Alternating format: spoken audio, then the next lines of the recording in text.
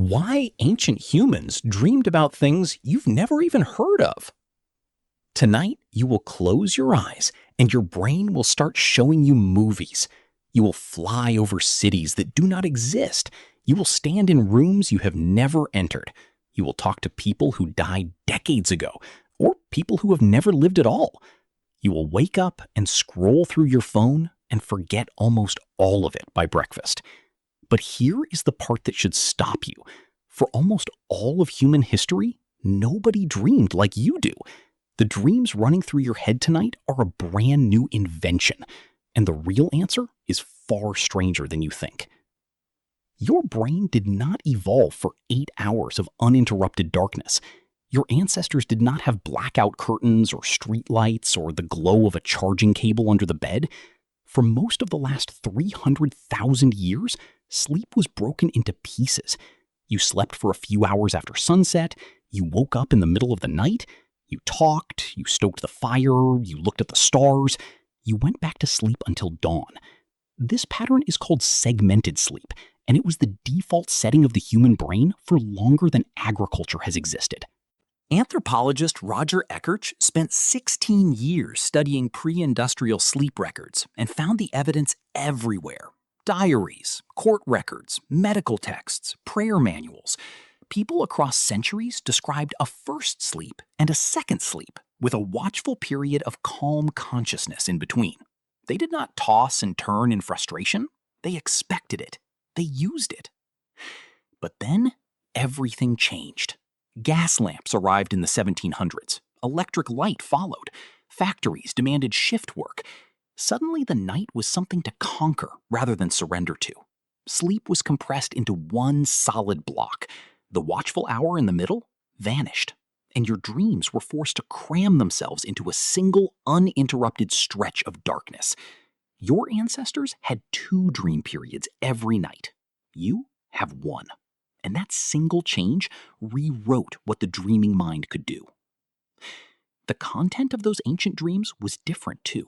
Not just in subject, in texture, in emotional weight, in what they meant to the person having them. Your ancestors did not dream about showing up to an exam they had not studied for. They did not dream about their teeth falling out during a work presentation. They did not dream about losing their phone or missing a flight or being chased through a parking garage. Those anxieties require a world of schedules and credentials and machines. Your ancestors dreamed about predators they could hear but not see. They dreamed about rivers that had moved overnight.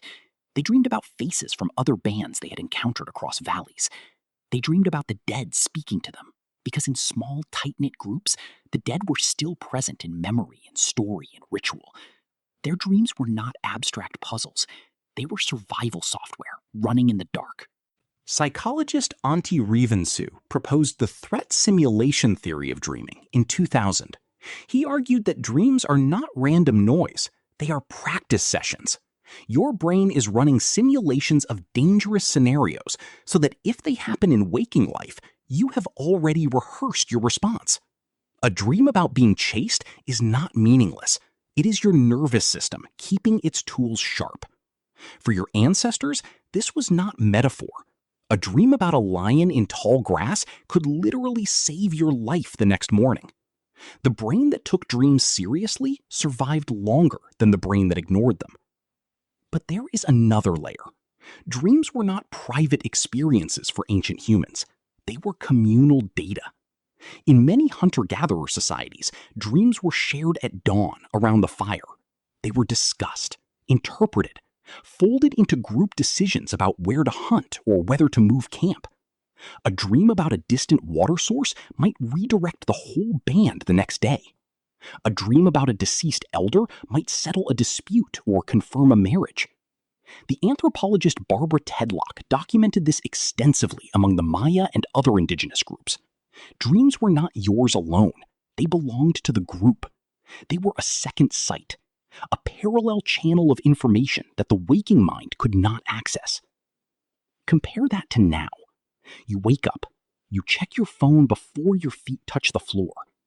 You do not remember your dreams because you do not need to. There was no fire to gather around. There was no elder waiting to hear what the night showed you. Your dreams have been privatized, compressed, dimmed.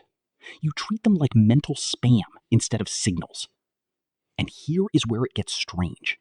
Your brain is still trying to do the ancient job with modern materials.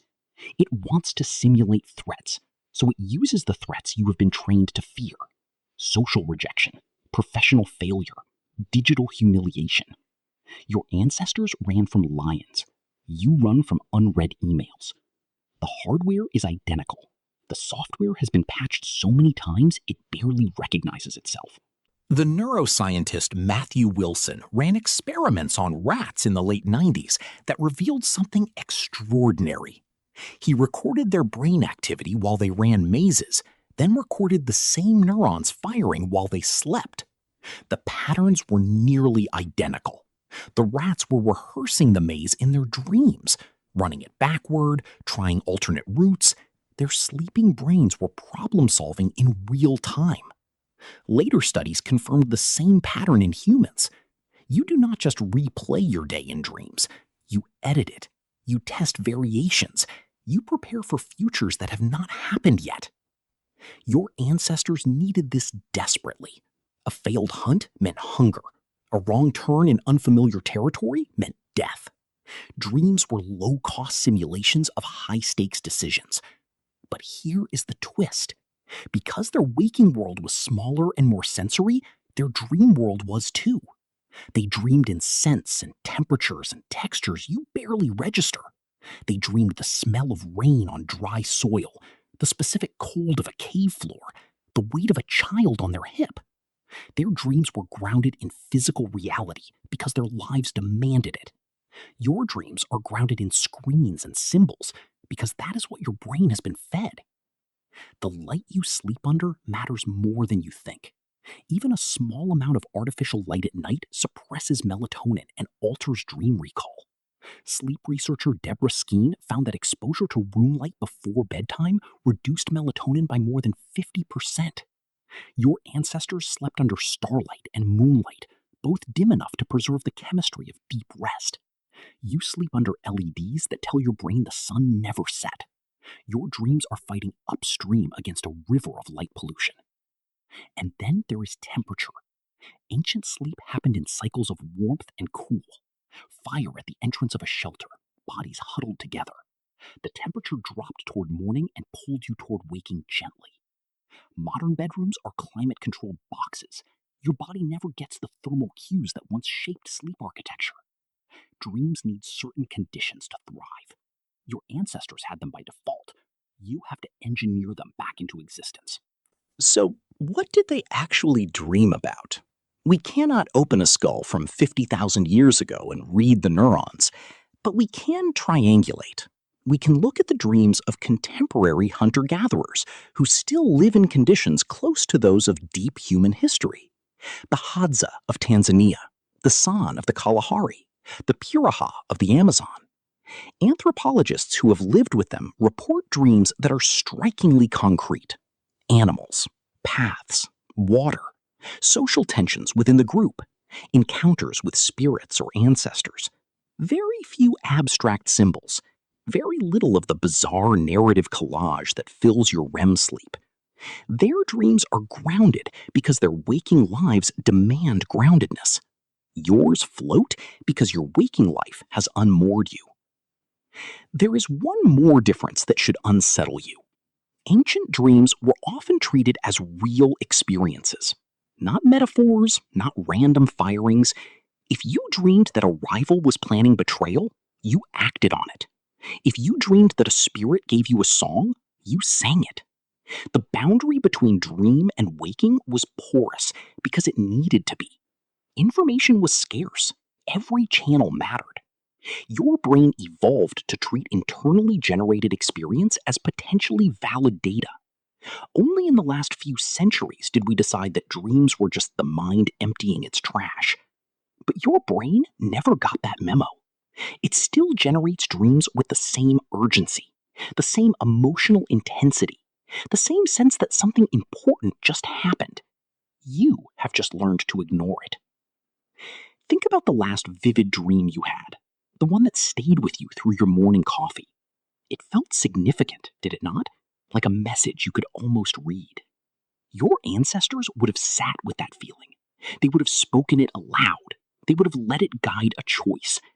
You wrote it off as weird brain weather and opened your email. We talk about evolution as if it happened in a museum, as if we are finished products observing our past from a safe distance. But you are not separate from the brain that dreamed in caves. You are running the same operating system on radically different hardware. Your ancestors had two dream periods, communal interpretation and a world small enough to simulate accurately. You have one compressed dream cycle, no one to tell, and a world too complex for any simulation to capture. No wonder you wake up tired. No wonder your dreams feel like noise. The system is overloaded. The good news is that the ancient machinery still works. You can still split your sleep if you choose to.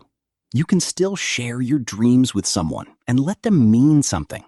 You can still darken your room until it resembles the night your brain was built for.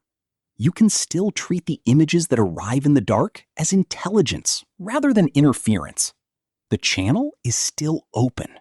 You have just forgotten how to listen. Tonight, when you close your eyes, something ancient will activate. It will show you scenes stitched together from everything you saw and felt and feared today. It will do this whether you pay attention or not. It has been doing this for 300,000 years. The only question is whether you will meet it with the respect your ancestors gave it, or scroll past it like one more notification in a life already too full of noise.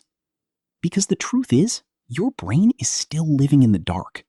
It still thinks the fire might go out. It still listens for footsteps in the grass. It still believes that what happens in dreams might matter in the morning. And maybe it still does. Maybe the only difference between you and the ancient human is that they knew it. Tonight, you will close your eyes, and your brain will start showing you movies. The question is not what they mean. The question is whether you will still be watching when the credits roll. Thank you for sticking by till the end. If you enjoy this video, kindly subscribe for weekly videos like this.